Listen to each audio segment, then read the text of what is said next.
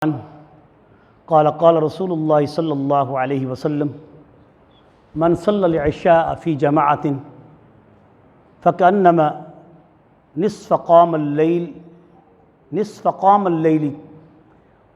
ومن صلی الصبح فی جماعت فکأنما صلی اللیل کلہ رواہ مسلم او کما قال علیہ الصلاۃ والسلام۔ محبوب کریم سید المرسلین خاتم النبیین محمد الرسول اللہ صلی اللہ علیہ وسلم کا پاک اور پیارا ارشاد ہے۔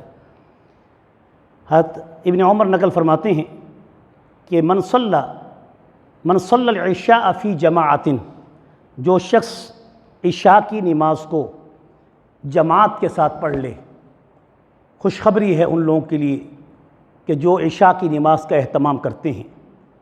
من صلی العشاء فی جماعت، جو شخص عشاء کی نماز کو جماعت کے ساتھ پڑھ لے،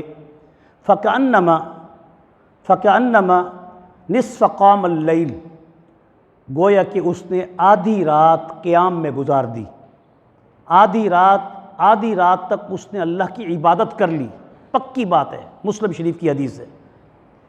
یہ کوئی فضیلت والی حدیث نہیں ہے کہ جس میں نیت پر ثواب کا اہتمام ہوتا ہے، یہ پکی بات ہے، جو ایسا کرے گا اس کو ہر حال میں یہ ثواب ملے گا۔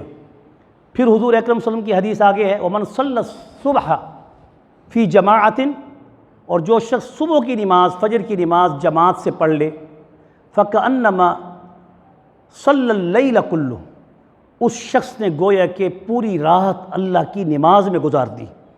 ادھر کام کہا، ادھر سام کہا۔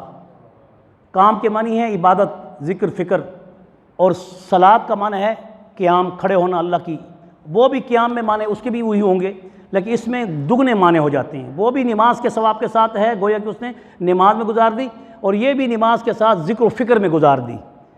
یہ نبی کریم صلی اللہ علیہ وسلم کی حدیث مبارک مسلم شریف کی، اور اسی کے بارے میں حضور اکرم صلی اللہ علیہ وسلم نے فرمایا کہ جو ان دو نمازوں کا اہتمام کرے روز قیامت، الظلم الظلمات یوم القیامہ، قیامت کے دن بڑے اندھیرے ہوں گے، اس قدر اندھیرا ہوگا کہ اندھیرے کو کھائے گا، مگر ربنا اتمم لنا نورنا واغفر لنا، اللہ تعالیٰ نے ان لوگوں کی، ان امتیوں کی، ان امت کے بندیوں کی اللہ تعالیٰ نے یہ دعا قبول کرنی ہے کہ اے اللہ ہمارے اس نور کو کامل کر جو ایمان کا ہے، اور روز قیامت ظلمت میں ہمیں نور تام عطا فرما۔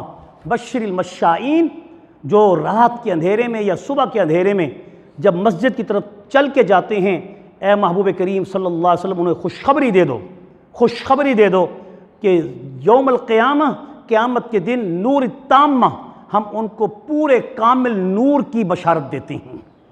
کتنی بڑی بات ہے، اس لیے ان دو نمازوں کا اہتمام کرنا چاہیے۔ اللہ تعالیٰ سے دعا ہے کہ اللہ تعالیٰ ہم سب کو پوری جماعت، ہر نماز کو جماعت سے ادا کرنے کی، اور بالخصوص عصر کی اور عشاء کی اور فجر کی نماز کو باجماعت اہتمام سے ادا کرنے کی توفیق نصیب فرمائے۔ وصلی اللہ تعالیٰ علی خیر خلق محمد وعلی آلہ واصحابہ اجمعین۔